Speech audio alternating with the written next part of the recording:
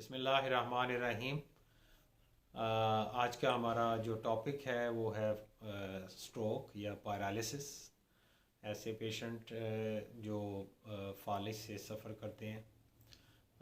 सबसे पहले ये है कि ऐसे पेशेंट की अलामात क्या हैं। उनको जो है हेडेक होती है और नमनेस हो जाती है, वीकनेस हो जाती है चेहरे पे, बाजू पे, टांग पे या जिस्म की एक साइड पे।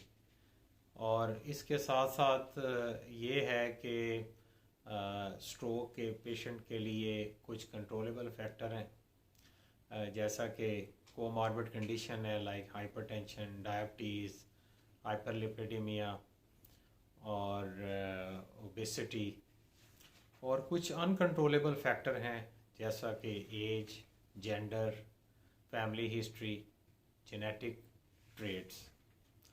तो जो कंट्रोलेबल फैक्टर्स हैं उनको तो हम एडजस्ट करके इसको कंट्रोल कर सकते हैं। और what are different types of stroke? These are the ischaemic strokes. 80 to 90% जो है इस्केमिक स्ट्रोक ही रिपोर्ट होता है, और इसके साथ साथ हेमरेजिक स्ट्रोक। और third type is transient ischaemic attacks, TIAs। अब स्ट्रोक के पेशेंट के लिए वो सबसे ज़रूरी ये चीज़ है कि अगर पेशेंट अपने आप को अवॉइडेंस में रखना चाहते हैं, और तो उसके लिए ये है कि सबसे पहले जो लाइफस्टाइल मॉडिफिकेशन है उस पे फोकस किया जाए, और डाइटरी मैनेजमेंट जो है उसको ध्यान में रखा जाए। तो सबसे पहले ये है कि डाइटरी लाइफस्टाइल मॉडिफिकेशन में ये है कि रोज़ाना 30 से 40 मिनट्स वॉक की जाए, और इसके अलावा ये है अपने आप को एक्टिव रखा जाए। और दूसरी तरफ जो है डाइटरी मैनेजमेंट में ये है कि डैश डाइट को फॉलो किया जाए, जैसा कि dietary approach to stop hypertension. और दूसरा मेडिटेरियन डाइट जो है उसको फोकस किया जाए, which is composed of mostly on vegetable and fruits. और बेसिकली जो रीज़न है, जो कॉज है स्ट्रोक की, वो भी जो है high cholesterol levels, high lipid levels. The culprit is LDL and triglycerides, which are becoming the reason for clot formation. And also the dyslipidemia is becoming mostly the reason for the hemorrhagic stroke. और जो ischaemic stroke है इसमें clot formation होती है, और जिसकी वजह से ऑक्सीजन और न्यूट्रिएंट जो है ब्रेन सेल्स को नहीं पहुंच पाते, जिसकी वजह से ब्रेन सेल्स की डेथ होती है। और दूसरा जो हेमरेजिक स्ट्रोक है, इसमें जो है सेरिबुलर आर्टरी पे प्रेशर इतना बढ़ता है कि सेरिबुलर आर्टरी रप्चर हो जाती है, जिसकी वजह से ब्रेन को ऑक्सीजन और न्यूट्रिएंट नहीं पहुंच पाते, और जिसकी वजह से पेशेंट को डिसेबिलिटी हो सकती है।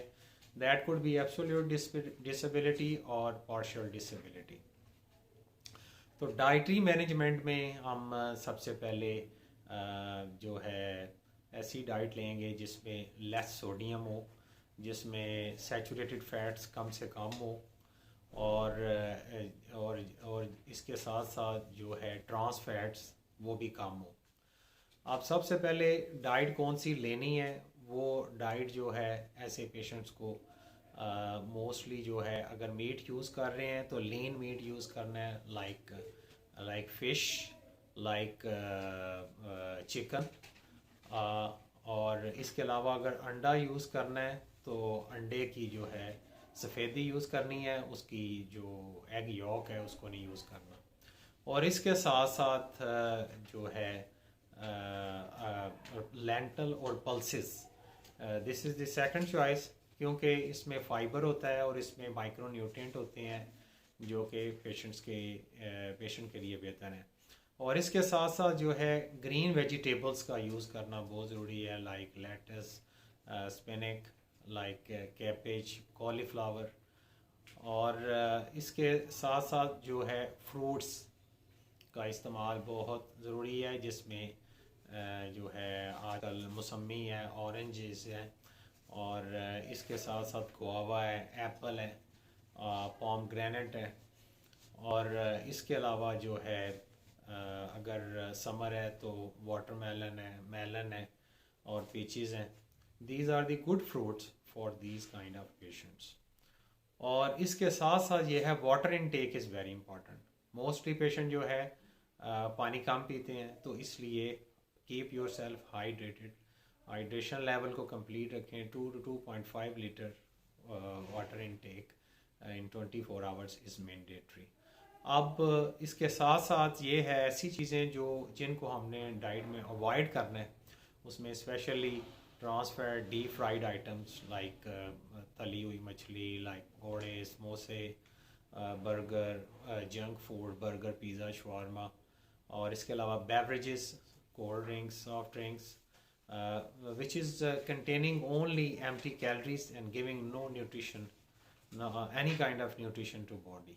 So these are the harmful diet which should be avoided for these kind of patients. और इसके साथ साथ अगर खुदा न खास्ता किसी को स्ट्रोक हो जाता है, तो कन्वेलेसेंस में या रिकवरी के लिए पेशेंट को जो है फिज़िकल एक्टिविटी का भी पूरा प्रोग्राम होता है, जिसमें अपर लिम्ब और लोअर लिम्ब को किस तरह से एक्सरसाइज करके उनको एक्टिवेट रखना है, और ताकि पेशेंट जो है अपनी नॉर्मल कंडीशन में, अपनी नॉर्मल लाइफ में वापस आ सके. आई थिंक आप ये सारी चीज़ों का ध्यान रखेंगे तो you may have the chances to protect yourself from the attack of any kind of stroke. और अगर स्ट्रोक हो गया है तो इसके साथ साथ फिर जो है न्यूट्रिशन, डाइट और फिज़िकल एक्टिविटी, इन दोनों को जो है मॉनिटर करने के लिए आप हमारे साथ रब्ता कर सकते हैं. आपको ये वीडियो पसंद आई तो इसको आप सब्सक्राइब भी करें, लाइक भी करें, और शेयर करें for the benefit of other people. Thank you very much.